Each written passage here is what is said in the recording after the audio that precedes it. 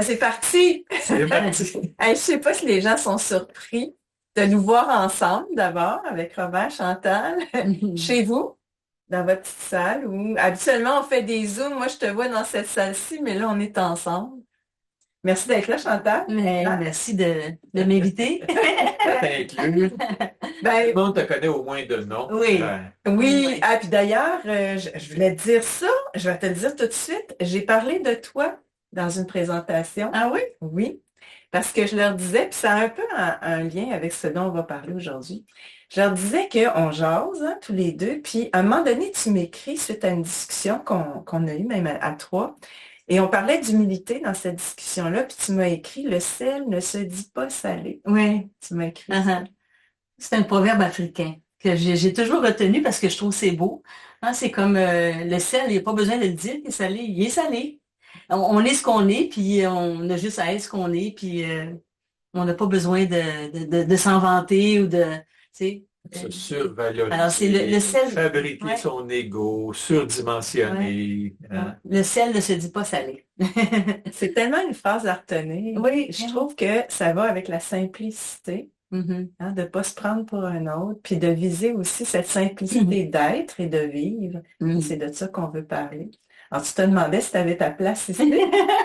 Ça commence bien. Ça commence bien. Qu'est-ce qu'on a à dire sur la simplicité? Je vais vous dire ce que j'en pense, puis je vous donne la parole. On réfléchit beaucoup, on en parle souvent, hein. Qu'est-ce que cette crise nous a apporté en C'est là termes qu'on s'est connus, d'évolution? d'ailleurs. C'est Hein. dans la simplicité volontaire, un congrès ou un colloque, et tu intervenais, Aussi. on intervenait, puis c'est là qu'on a commencé à se côtoyer, mais jamais autant que durant les dernières années. Et puis, c'est pour dire qu'on croit à ça, la simplicité. C'est un objectif, hein? On essaye toujours d'aller de l'avant en étant plus simple possible. Puis j'allais dire que dans cette crise, alors qu'on évolue, ma propre évolution m'amène à me questionner beaucoup sur toutes sortes de choses, mais entre autres, tu sais, on parle de solutions, de comment on peut passer à l'action dans cette crise, dénoncer, mais aussi dénoncer ce qui ne va pas. Et pour moi, c'est viser à être le plus près possible de la simplicité qui ressemble à la simplicité de la nature. Mhm.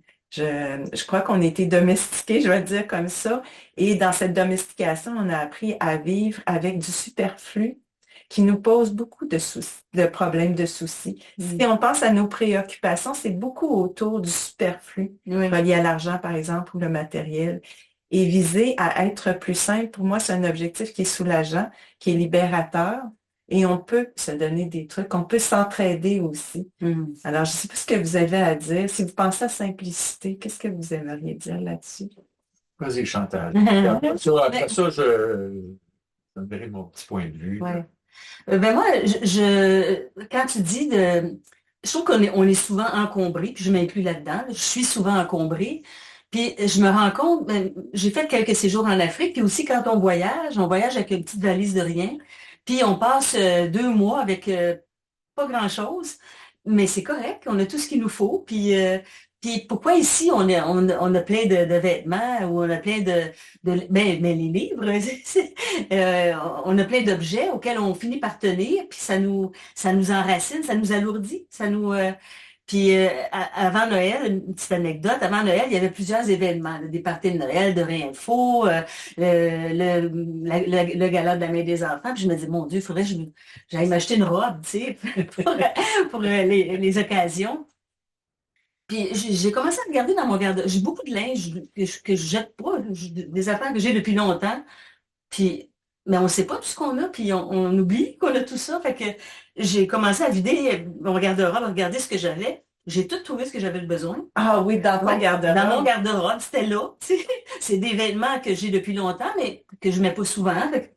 Fait que là, j'ai dit à Robert, la prochaine fois que je voudrais m'acheter une robe, tu me diras, Renaud, faire le ménage dans ton garde-robe. Mais on a tous nos pièges, mais moi, je suis très attachée aux souvenirs, les photos papier. Je suis très attachée aux souvenirs. C'est mon piège à moi. Mais bon, c'est pas. Je pense que l'essentiel pour moi, c'est de viser la simplicité, de viser plus pour s'alléger, pour pas être piégé avec tout ça. Euh, mais aussi pas en faire une loi. Tu sais, je me Ouais. souviens dans Le réseau. le réseau de la simplicité volontaire, c'était quasiment la règle, c'était quasiment il fallait être le plus modeste possible. Tu sais, c'était comme la comparaison, mais à l'inverse, c'est Ouais. pas en avoir le plus, mais c'est en avoir le moins. Ah Puis, il oui. y avait du jugement là-dedans aussi, Ah il y avait de oui. l'ego. Fait que, tu sais, des fois, faut être bien avec ce qu'on fait, avec ce qu'on a, avec ce qu'on est, remettre les choses à leur place. Tu sais, le matériel qu'on a. Moi, si je tiens à ça, bon, c'est correct. Puis, mais en même temps, pas se laisser emprisonner par tout ça, je dirais. Puis demeurer partager autant qu'on peut. Tu sais, Mm. quand on voit qu'on a un peu trop de ce qu'on devrait par rapport à nos besoins, ben partager, donner, puis redonner, puis fait que ça. Tu parles du matériel, puis parce que je pense au don, vous donnez beaucoup de temps tous les deux. Ouais, Hein, c'est aussi le don qu'on peut donner en termes de non ouais, matériel, d'écoute, par exemple. ouais, Mm. ouais, C'est intéressant ce que tu dis, ça peut devenir un leitmotiv, mais un peu compétitif. oui, C'est pas oui, ça l'idée. Parce que tu parlais des souvenirs, si ça t'apporte un bien-être oui, intérieur de penser à ces souvenirs-là, l'idée, c'est pas de t'en débarrasser, oui, là. C'est juste de penser à qu'est-ce qui est de trop, tu dis, oui, que j'ai pas de besoin et que je peux partager au moins, oui, sinon oui. donner. Oui, puis c'est vrai que ce que tu dis que au niveau du don, c'est pas nécessairement matériel, Mm. c'est être attentif aux gens autour de nous, ce dont les gens pourraient avoir besoin. Tu l'es beaucoup toi aussi, hein. Puis c'est bon de donner, c'est bon de quand on est dans une période où la vie est plus facile un peu pour nous, pour toutes sortes de raisons, ben je pense qu'on a une espèce de, pour moi, ben, c'est un devoir, une sorte de devoir de redonner aux gens, euh, d'être attentionné, on a des voisins de chaque côté. Nous autres, on vit dans des petites maisons arrangées, là. Puis, il y a un monsieur qui a perdu son épouse, c'est un monsieur du Burkina Faso. Il est avec ses deux petites filles, puis sa femme, il a perdu sa femme, c'est à peu près un an, qui était un cordon bleu. Puis, il est un peu mal pris avec la cuisine. Fait que souvent, je fais pour 5. Je fais de la bouffe pour 5, Wow. puis je vais lui porter un plat. Puis, Wow. fait que c'est donner quelque chose, mais c'est donner aussi il est content parce que ça lui fait pas de moins à faire. Puis parce que il est content du geste. Tu y as pensé, Et oui, ouais. il dit qu'on est les grands-parents, nous autres. Mais c'est une fille. Ah, Fait que je dis, ben oui, ça se voit, tu sais. C'est une africaine. Ah, ils Fait sont que- noirs, là. Tu sais, vraiment, là, comme des Africains, là. Oui. Alors, ça fait contraste, et puis Mais de se faire passer pour des grands-parents, c'est puis beau. on s'est promené avec la petite au jardin botanique, et C'est puis vrai. on disait, c'est notre Mais, petite fille. ouais. Mais c'est bon de donner aussi. Ça C'est fait bon, du ça fait du bien.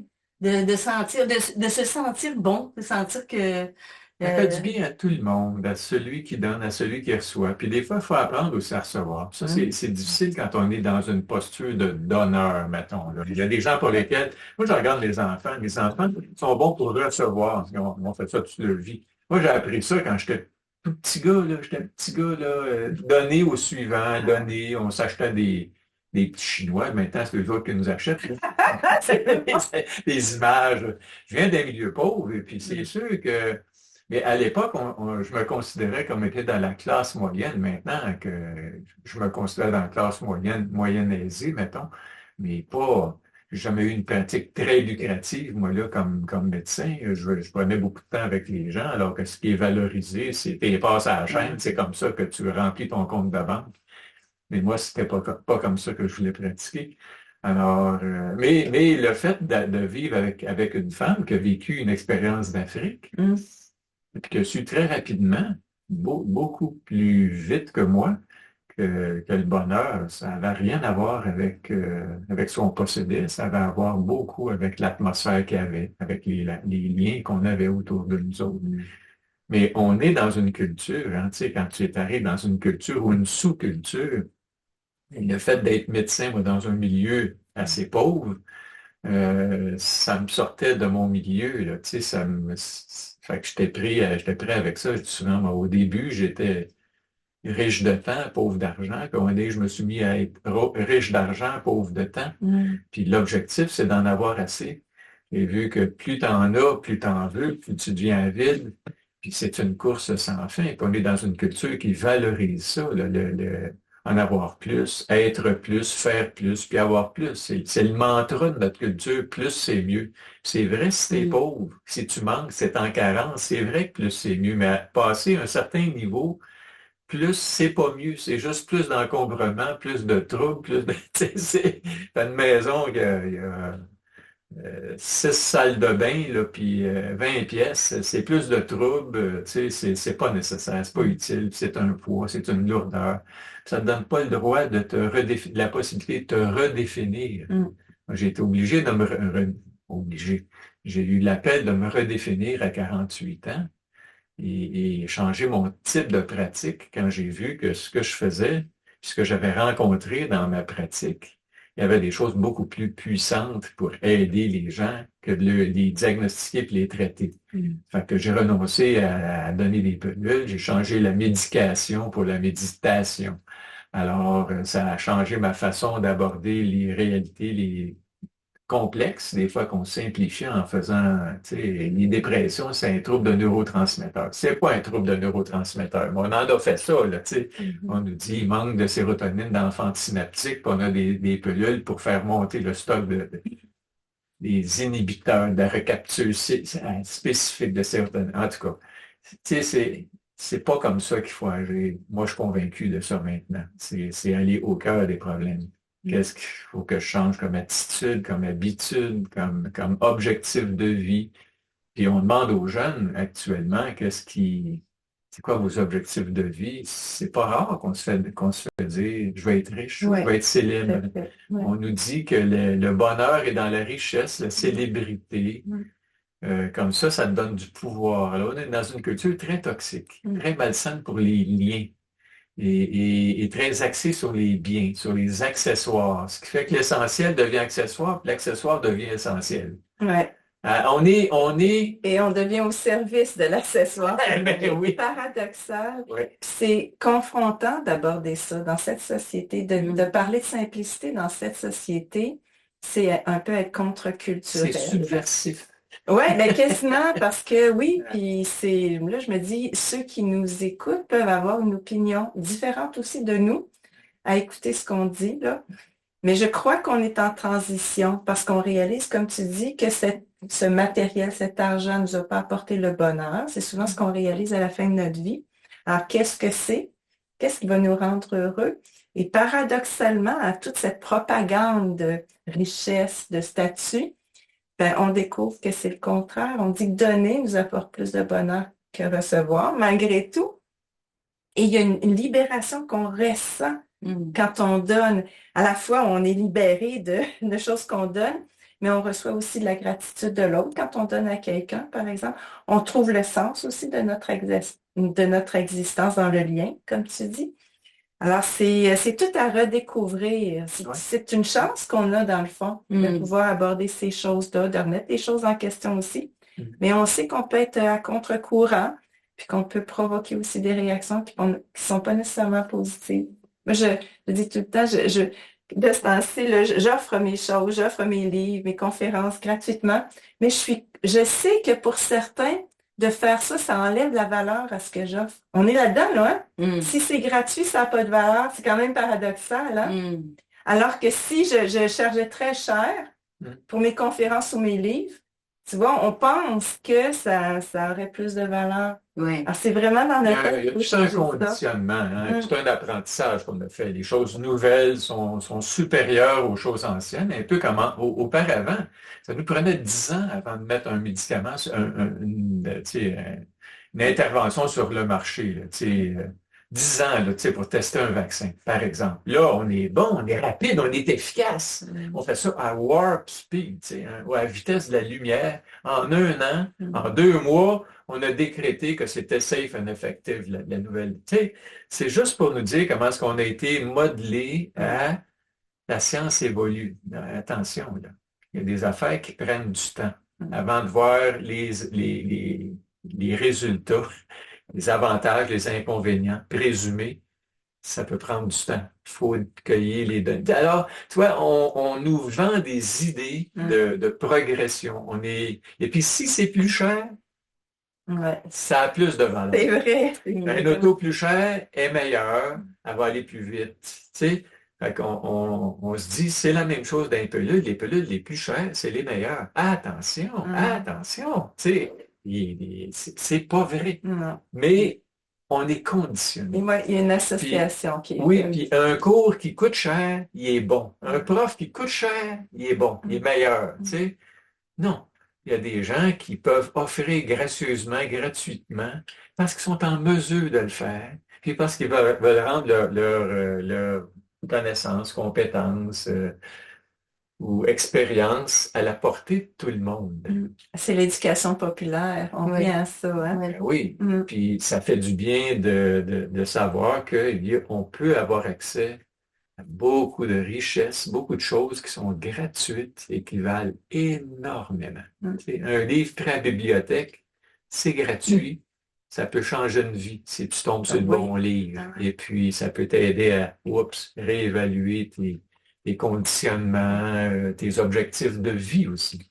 Les gens sont souvent intéressés à savoir qu'est-ce que ça représente pour vous personnellement dans votre vie, parce que c'est là, on parle de relations, de liens. Ils pourraient répondre à la même question. Qu'est-ce que ça représente dans votre vie, dans votre quotidien, la simplicité? Et quel effort vous avez fait dans le passé? Quel effort vous voulez faire? Si je vous posais la question, Ben, je vais donner l'exemple de garde-robe, ça n'est le fait de vivre dans une petite maison, c'est petit ici, on vit dans une petite maison en rangée. C'est vraiment pas une maison typique de docteur. Non. Puis quand j'ai rencontré Robert, moi j'avais acheté cette maison-là toute seule. Ah oui, Oui, j'avais acheté ça toute seule. Puis quand je l'ai rencontré, on s'est dit, bon, viens-t'en.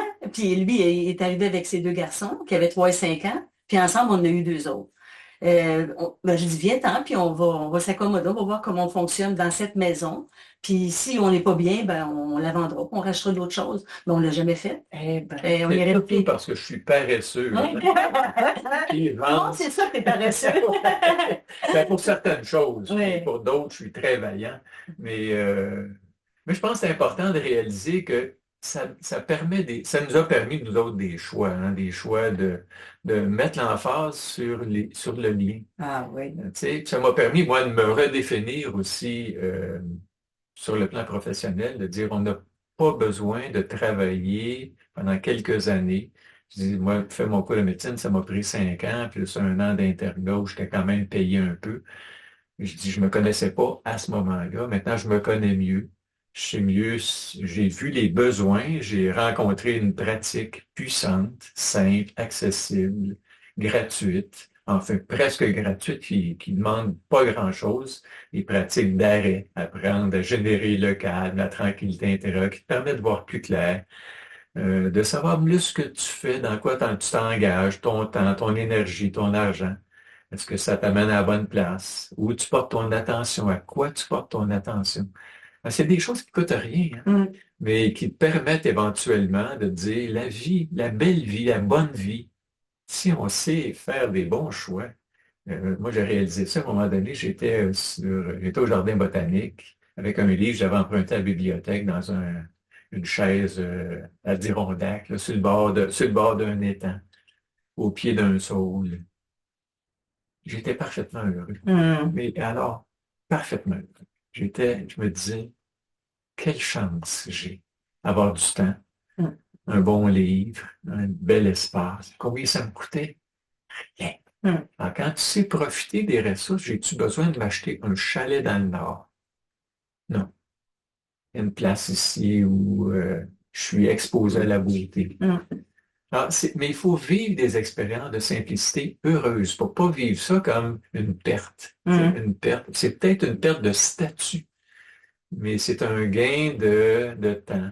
Un gain. Puis ça permet, quand tu as du temps à offrir à ta famille, à tes enfants, de pas être sur le bord du burn-out, là, tu comprends? À travailler comme un fou parce que tu as une hypothèque à payer, tu as des frais qui en arrêtent pas, tu as le char de l'année, mais tu sais, tu ne le vois plus à un moment donné, mais tu vois les paiements. Alors, quand ça arrive à chaque fois, ou quand le gouvernement décide d'augmenter les taux d'intérêt, les taux d'hypothèque, là, tu te sens pogné par la gorge. Alors, se simplifier la vie, ça permet de dire, ça me convient-tu encore, ce travail-là? Combien ça prend d'argent pour bien vivre?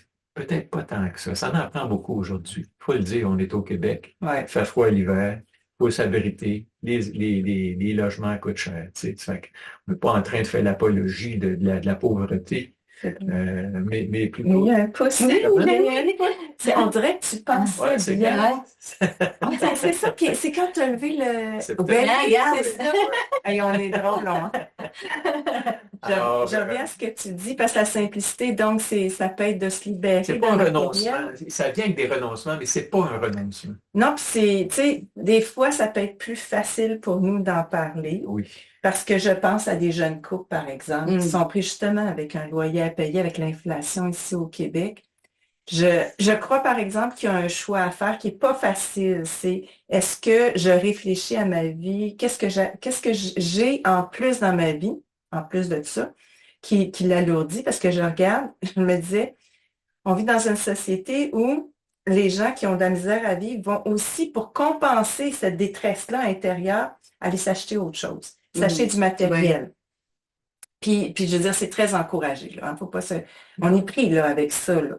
Et de faire le choix inverse, de dire, OK, c'est difficile pour les gens d'arriver en ce moment, mais vers quoi je m'en vais là, avec ça? Est-ce que je vais choisir justement de ne pas être à la mode, de ne pas correspondre aux images, puis de m'offrir quelque chose qui ne coûte rien? Tu sais, c'est pas facile. Je pense que chacun doit apprendre à se positionner là-dedans. Puis je pense que chacun doit le faire pour lui-même, parce que le danger, c'est de se comparer, comme je disais un peu plus tôt. Tu sais, il faut faire attention parce que la simplicité, pour moi, peut-être ça veut dire autre chose que pour toi ou pour toi. Ou, tu sais, il y a des choses que... c'est très relatif. C'est hein. très relatif. On vit pas simplement, on vit plus simplement qu'on pourrait vivre. Mais on vit Ça, quand c'est même bien pas dit. simplement. Ouais. C'est bien dit, parce que c'est vrai, comparons-nous à d'autres. Ben oui, ben oui. Vous avez une Puis maison. On a une maison qui était petite quand on était 6 dedans, mais maintenant on est 2 là-dedans, puis Oui. puis peu importe, chacun peut avoir il y a des choses qui sont importantes. On parlait tantôt des souvenirs, les objets qui sont les souvenirs pour moi. Bon, pour moi, c'est ça qui est important. Robert, les livres, si on regarde les livres que tu as, à ce niveau-là, t'es pas simple. Fait que, mais fait que chacun, c'est... Des addictions. Oui, on n'a pas à se comparer. On n'a pas je pense que chacun... puis on n'a pas toutes les mêmes ressources non plus. Tu sais, puis on n'est pas toutes aux mêmes places dans notre vie. Tu sais, une jeune famille qui a 2 ou 3 enfants, ben, tu sais, c'est sûr qu'il y a des choses... puis il faut que tu composes aussi avec les enfants à qui tu demandes peut-être un effort que les autres sont pas prêts à faire.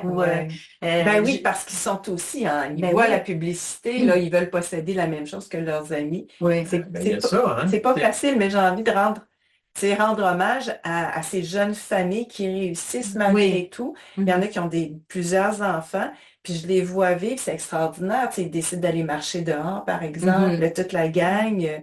J'ai rencontré une maman qui était gardienne, je sais qu'elle est séparée, puis elle a ses enfants, puis elle garde d'autres enfants en plus pour arriver à payer sa maison.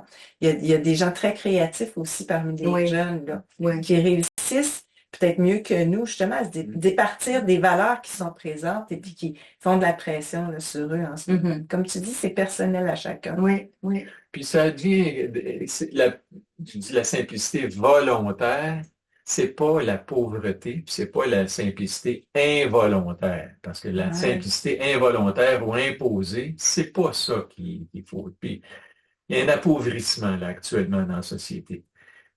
On peut vivre ça comme quelque chose de très frustrant.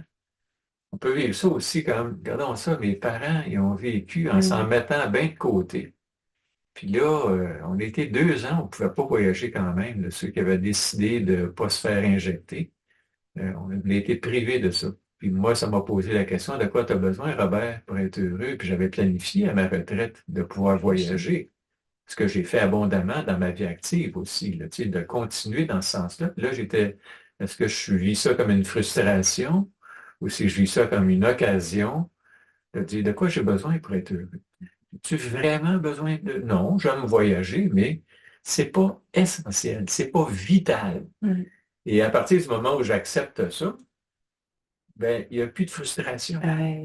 C'est quelque chose qui se passe à l'intérieur de toi. Je serais curieuse de voir qu'est-ce qui s'est passé à l'intérieur de toi. Puis je reviens à l'Afrique. C'est quand on se compare à l'Afrique. Ben, j'avais 15 ans, on est allé dans la brousse africaine avec mes parents. On allait là avec l'idée qu'on va aider les petits Africains.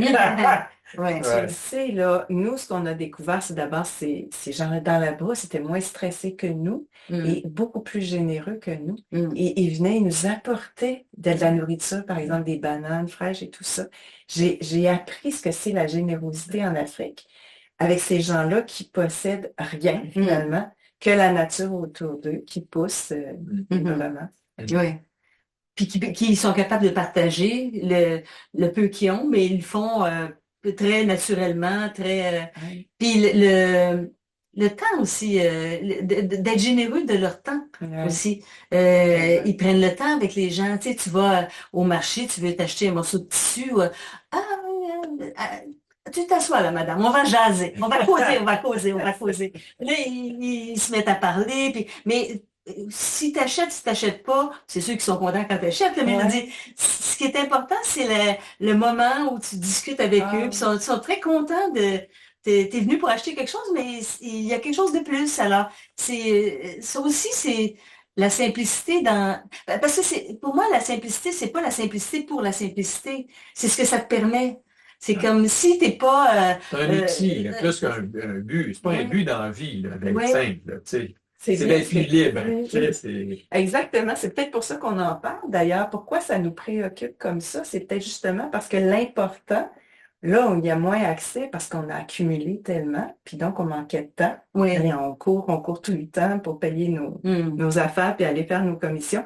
Alors que ces gens-là qui vivent avec beaucoup moins de choses ont peut-être plus de temps. Passer avec les autres. Et ça, ce temps-là, c'est précieux. C'est la richesse, avoir le temps d'être en relation.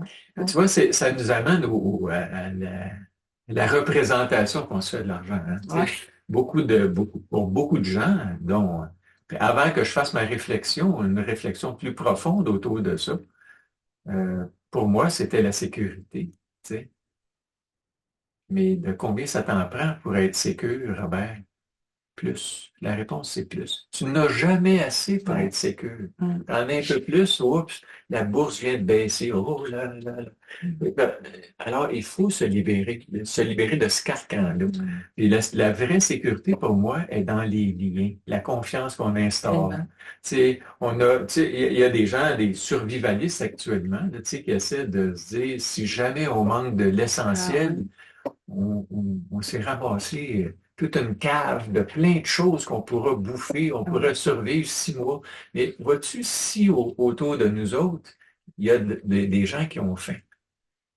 On devient l'ennemi. Ils deviennent nos ennemis parce qu'on possède quelque chose auquel on tient, qu'on ne peut pas partager.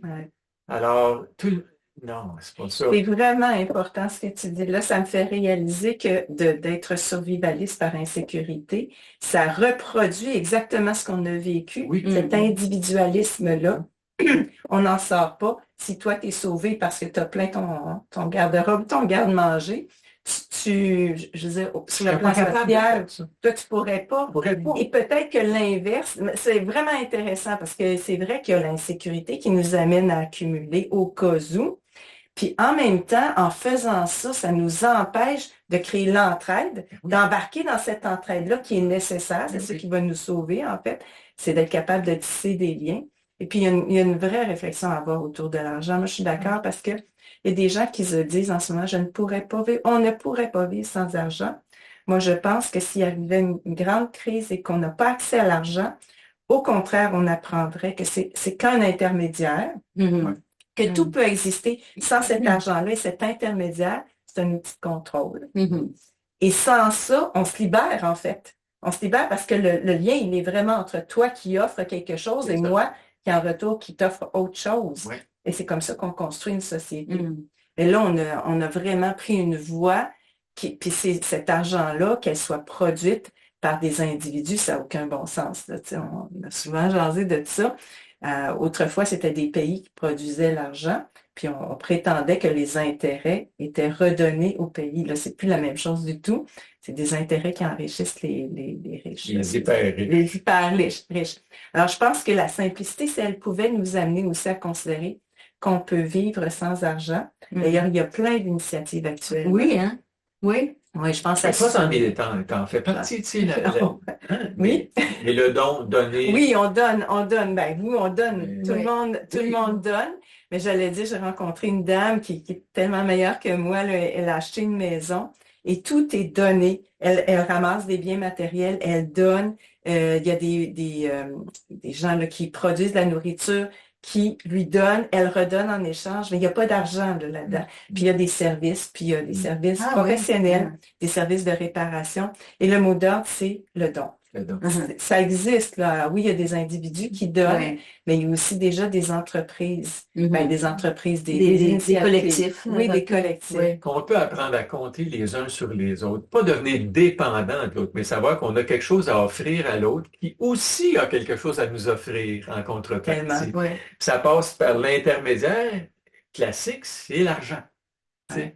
Qui nous donne un droit quasiment sur l'autre. Exactement. Alors que c'est un privilège d'être avec l'autre. C'est pas un droit, là, tu sais. Mais on finit par penser qu'on peut tout acheter. Mais oui, avec l'argent, tu peux t'acheter du sexe, mais tu n'achèteras jamais de l'amour, de l'affection, la tendresse. Ça s'achète pas.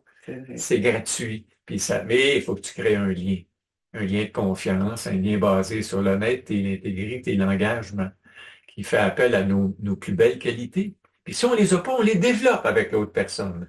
Mais tu parles de confiance, c'est intéressant parce que tu sais, la monnaie, le papier qu'on a, puis le chiffre, c'est vraiment un lien de confiance. Et c'est juste de déplacer cette confiance-là qu'on met sur ce chiffre qu'on a dans notre compte en banque, sur ce chiffre qui est marqué sur un papier, qu'on mette cette confiance-là ensemble, là, avec nous. De dire, j'ai confiance en toi, j'ai confiance que tu vas être là pour moi, par exemple, je suis là pour toi.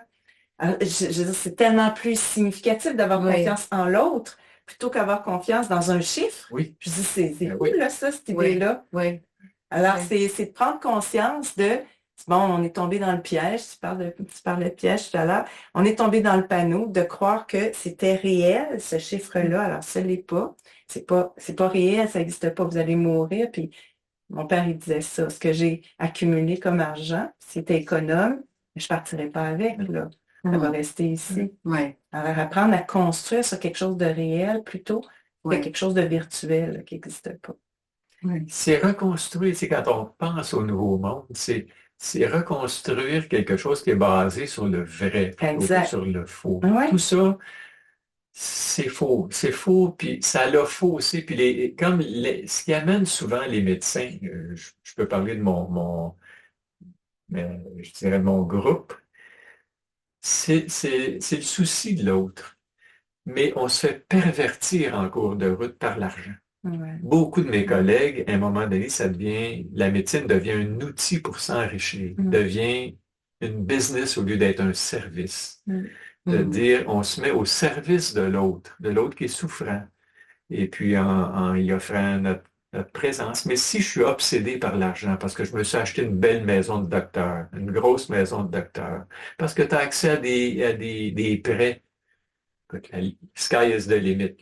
Là, puis là, tu fais partie d'une clique, là, une catégorie. Puis tous tes chums, ils en ont acheté des belles grosses maisons. Puis on se fait piéger là-dedans. Et puis on oublie la raison qui nous a amenés à faire ça. Alors, tu vois, comment d'une motivation intrinsèque, on se fait capturer par une motivation extrinsèque qui devient l'argent. Le souci, l'avidité, on finit par être capturé par ça. Alors, il faut être très vigilant pour garder son intégrité, puis garder ses valeurs. La vraie valeur, c'est pas l'argent. C'est le souci de l'autre. C'est prendre soin les uns des autres. C'est intéressant. Je disais un livre justement qui disait ça, le sens de la vie. La vraie liberté, c'était de donner. C'était vraiment ça. Alors, on se dit, ça n'a pas de sens, là. Mais oui, Quand on donne, on le sait. Ça devient vite un échange aussi. Si tu donnes à quelqu'un, mon voisin à qui je vais porter des plats, ben quand je me suis mis à tousser avant Noël, ben il est arrivé, ça, des tisanes d'Afrique. 3 boîtes de tisanes d'Afrique. Fait que, il m'est arrivé avec ça, il avait vu que je toussais, puis fait qu'il y a quelque chose qui, c'est un échange, tu sais, à un moment donné, moi je donne, à un moment donné, c'est l'autre qui me donne, puis accueillir ça aussi, tu sais, ça devient, puis c'est beau, puis si souvent on est des voisins ici, on est tous collés, on a des petits terrains, c'est pas grand, mais à un moment donné, on se disait, ben, ça sert à rien d'avoir chacun une tondeuse, par exemple, tu Ben sais. oui. Pourquoi on s'achète pas ça? Puis finalement, c'est ce qu'on est en train de faire. Tu C'est sais. vrai? Ben oui. C'est comme moi, un taille haie, là, j'ai une haie, je n'aime pas un taille haie à un moment donné. Ben, mon voisin en a un, ben, je dis, moi, j'en achèterai pas, mais moi, j'ai une tondeuse. Fait que on Vous s'échange. discutez comme Oui, ça avec vos oui, voisins. tu sais, alors, on peut se partager des biens qu'on utilise Pas pas souvent. souvent. Ouais.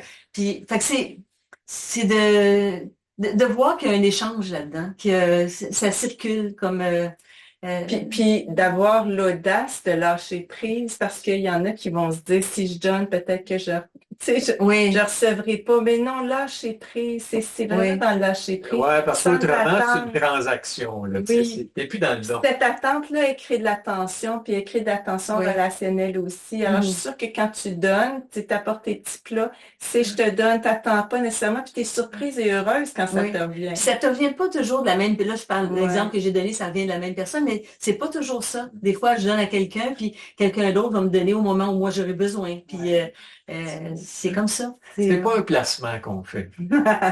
Mais c'est quelque chose qui émane du cœur, je dirais. C'est comme ça qu'il faut vivre les uns avec les autres. Je suis persuadé de ça.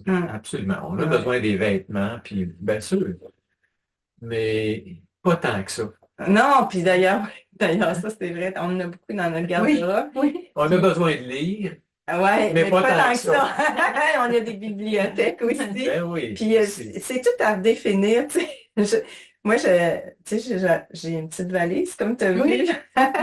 Puis c'est comme comment je dirais ça, c'est une mode, ou bien c'est une entente sociale de dire qu'il faut changer de vêtements tous les jours. Tu sais, c'est encore aussi, pourtant, c'est pas nécessaire. On ne s'habille pas nécessaire. toujours, là, c'est ça. Alors, je pense qu'il faut aussi avoir l'audace de changer ces choses-là. Tu sais, de permettre de comprendre que il y a la mode, il y a les ententes sociales implicites, mais il y a aussi, tu as ta valeur personnelle.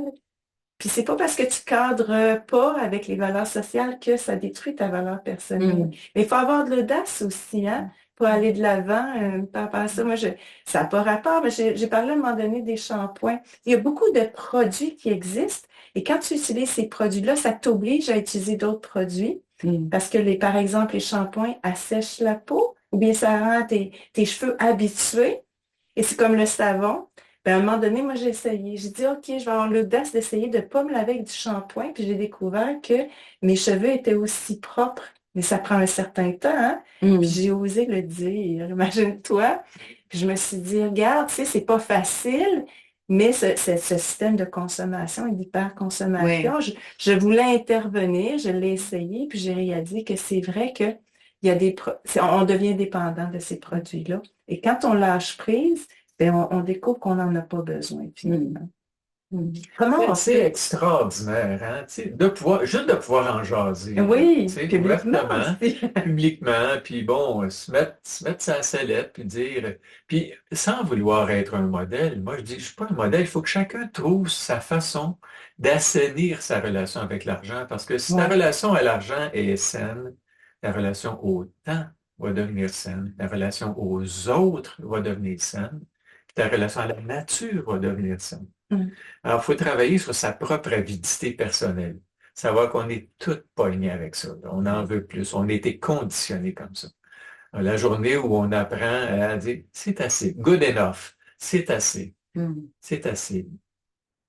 Parfait. On est bien. Là, on peut donner. On peut donner. Alors, depuis 4 ans, tout ce qu'on fait, c'est gratos. Puis, je suis content de ça. Puis si jamais j'ai besoin de gagner de l'argent, on trouvera une façon de gagner de l'argent. Mais entre-temps, on donne. Mm. On donne notre présence, puis on est content de pouvoir faire ça. Ça nous rend heureux. Oui, c'est ça. On donne à Ça nos nous enfants. apporte. C'est notre héritage avant le temps aussi. On n'attend pas d'être mort pour faire profiter à nos enfants qui sont dans plus de besoins, pas parce qu'ils sont moins compétents, parce que les conditions actuelles sont plus difficiles. Puis, si on peut les aider un peu sans les rendre dépendants, évidemment, puis il faut faire attention autour de ça. Hein. Mm. Alors, en voulant les aider, on peut leur nuire aussi. Alors, faut rester vigilant. C'est pour ça que je dis, il n'y a pas de recette toute faite. Faut en parler, puis regarder. Puis Ouais. as-tu encore des peurs par rapport à l'argent? L'argent, c'est-tu ma sécurité? Mm. Alors, il faut examiner tout ça. Puis le fait de pouvoir en parler ensemble, c'est génial. Oui, c'est le fun. Je suis contente que tu sois là. Puis Good Enough, je trouve que c'est vraiment intéressant si on peut même conclure avec ça parce que c'était la société du plus, plus, plus. Ouais. Puis on est en train, je pense, de questionner cette société-là Ouais. et d'accepter l'idée du good enough, de c'est assez, c'est suffisant. C'est un meilleur équilibre dans le c'est suffisant parce que ça laisse de la place et du temps pour autre chose. Pas que l'aspect matériel. Comment t'en conclure ça, toi? Je conclurai en disant que, parce que quand on parle de ces sujets-là, je trouve que c'est très délicat, dans le sens où, tu dis on n'est pas des modèles. Non, on n'est pas des modèles, puis chacun doit trouver sa façon.